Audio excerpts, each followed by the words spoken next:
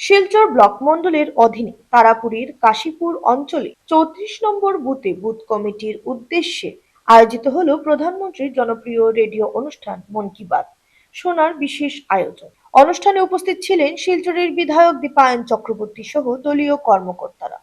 স্থানীয় কর্মী সমর্থকদের অংশগ্রহণে অনুষ্ঠানটি ঘিরে ছিল উৎসাহ ও উদ্দীপনা। অনুষ্ঠান শেষে মুখ্যমন্ত্রীর উপাসনা প্রকল্পের অধীনে কাশীপুর সর্বজনীন শিব মন্দিরের উন্নয়ন কাজের জন্য মন্দির কমিটির হাতে প্রথম কিস্তি হিসেবে ১,৫০,০০০ টাকার চেক তুলে দেন বিধায়ক দীপায়ন চক্রবর্তী। তিনি জানান, পরবর্তীতে আরো ১.৫ লক্ষ টাকা প্রদান করা হবে।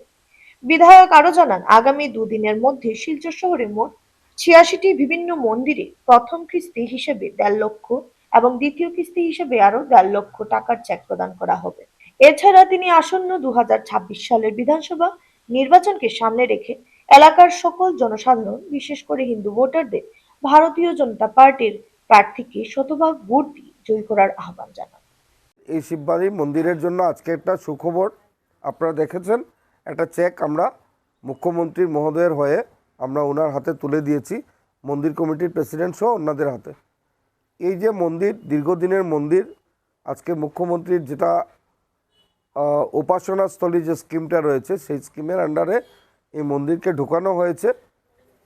প্রাথমিকভাবে এটাকে ১.৫ লক্ষ টাকা দেওয়া হয়েছে। এই ১.৫ লক্ষ টাকা দিয়ে আমাদের ইঞ্জিনিয়ারের সাথে কথা বলে আপনাদেরকে অনুরোধ রাখবো অতি সত্বর এটার কাজকে সম্পন্ন করার জন্য। কাজটা যখন শেষ হয়ে যাবে তখন ইউসি গেলে পর আরও ১.৫ লক্ষ টাকা আপনারা পাবেন।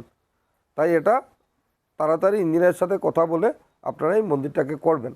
সাথে সাথে আমি আপনাদেরকে অনুরোধ রাখবো যে একটাই কথা, আগামী কিছুদিনের ভেতরে ইলেকশন ডিক্লেয়ার হবে।